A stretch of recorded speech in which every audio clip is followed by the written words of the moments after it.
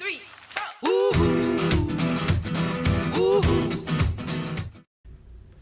In 2005, Ford Motor Company debuted their new Mercury Milan at the Chicago, Illinois Auto Show.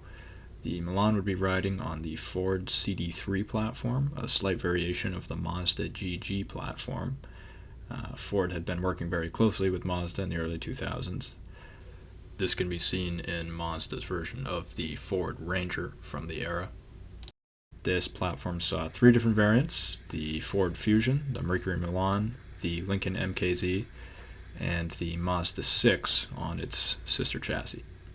The Milan was slotted between the Ford and Lincoln, looking to fill a niche, upscale, and premium spot in Ford's lineup, very similar to how Buick fits its vehicles between Chevrolet and Cadillac.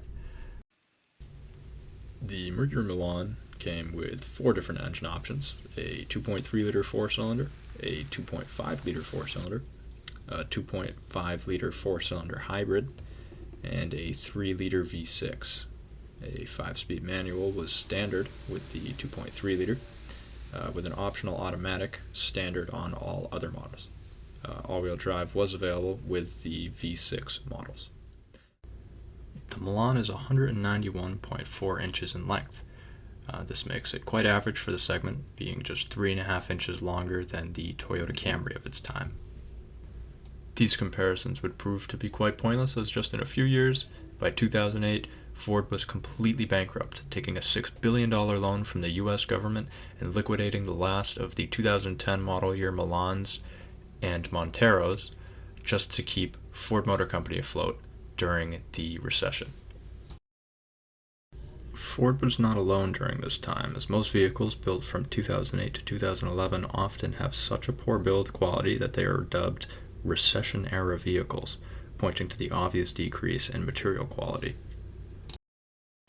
This 2009 Mercury Milan is a prime example of a recession-era vehicle. And with that, let's dive into a 125,000-mile update on how a recession-era vehicle has fared 15 New England winters. The only non-OEM parts you'll find on this vehicle are 16-inch wheels with snow tires, upgraded brake rotors and calipers in the rear, tinted rear and front windows, and LED fog and low beams. Otherwise, this vehicle is completely stock and has only been replaced with OEM parts. Starting with the exterior, the wheel wells are all rusting into pieces. The strut tower mounts underneath the hood for the front shocks are rusting into pieces.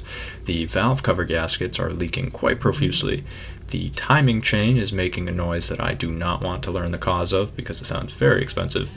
The battery is corroding quite quickly, regardless of preventative measures, and same with the paint as well. It is kind of just vanishing into thin air. I believe this car did not come with a clear coat based on how it is aging. And the accessory belts have to get replaced quite frequently. We're looking at about every 30,000 miles right now. In the 15 years of available service records that I have on file, the radiator has been flushed twice. The control arms all around have been done twice, along with all of the ball joints at various times. The sway bars have been replaced 3 times all the way around. The water pump has been replaced twice, as well as the water pump gasket 3 times. The spark plugs and ignition coils have been done twice. The serpentine belt has been done twice, as well as various tensioners listed on Carfax. The brakes have been done all the way around at least 2 times, in my knowledge. And the battery, rather astonishingly, has been replaced 5 times in 125,000 miles, but the alternator has not been replaced. So we're running on the original alternator, but 5 new batteries. Moving to the interior, this is really the epitome of mid-2000s recession-era cheap luxury. When you get inside, you are actually decently surprised with the amount of technology that you do receive. You get Ford's Sync system, which allows Bluetooth connectivity for phone calls and music. You get XM satellite radio. You get a power sunroof. You get some nice storage cubbies. You get analog clock that looks nice. You also get this mood lighting that switches lights in the cup holder and the footwells, and it makes for very nice ambiance while driving at night. However, in order to actually experience all of these surprise luxuries, you have to put your hands on some pretty terrible materials, starting with these door panels, where you go to open and close the door as you sit down. There are some really terrible scratchy plastics that fade horribly in the sunlight. Not to mention you only get one automatic window, and it's automatic down on the driver's side, no automatic up. In a vehicle with leather seats, heated seats, and Bluetooth connectivity, it's just mind-boggling. The next would be the door handles that are such a poorly made plastic that they actually broke in half and had to be taped back together so that they didn't cut your hand as you open the door. The materials do carry over into the rear seats, however. You get some nice leather seats in the rear. The armrests are actually in much better condition in the rear, as this vehicle was not originally used to ship people around. It was just a fleet driver's vehicle. And although many of these vehicles were sold to fleet agencies or to rental companies, they are still quite a practical vehicle. There is a fold-down feature in the trunk where you pull a latch and the seats in the rear will fold down. You actually get quite a decent-sized trunk with quite a large opening.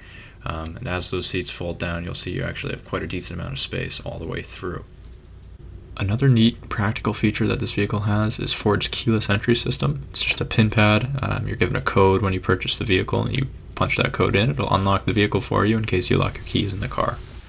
One of the only cost-cutting measures that Ford actually got right on this vehicle was the chassis that is shared with Mazda.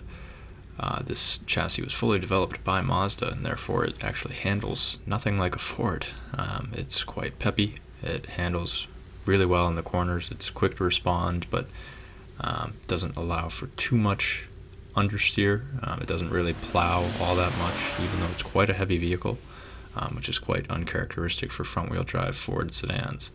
One of the other highlights of this vehicle's driving dynamic is its engine. That engine is really quite peppy for only 220 horsepower, but it is definitely calling for a sixth gear. Only having 5 gears really chokes this performance, and especially its fuel economy. I'm only averaging about 15 miles to the gallon under average daily driving. Meanwhile, the suspension is too firm to be driven comfortably over frost heaves and potholes, and too soft to be driven hard in corners. It leads to a lot of body roll. As of February 2024, Kelley Blue Book has the average list price for a Mercury Milan sitting around $4,000. Now that's going to vary depending on condition and mileage. Overall, that's a fantastic price for a really good vehicle. You're going to get lots of great features that you only get on premium and luxury cars at a very, very cheap price. Honestly, that's a great bargain, and it's a great used deal. Something to consider is to look for the 6-cylinder engine. Just make sure that the water pump has been replaced before you purchase it. Just make sure to put oil in it regularly, and make sure to flush the transmission fluid around 90,000 miles, and you'll have a very reliable vehicle with very cheap parts, and it's going to look like a premium vehicle, which is essentially the ethos of a recession-era car. And here we are, 15 years later. They still have about a $4,000 valuation.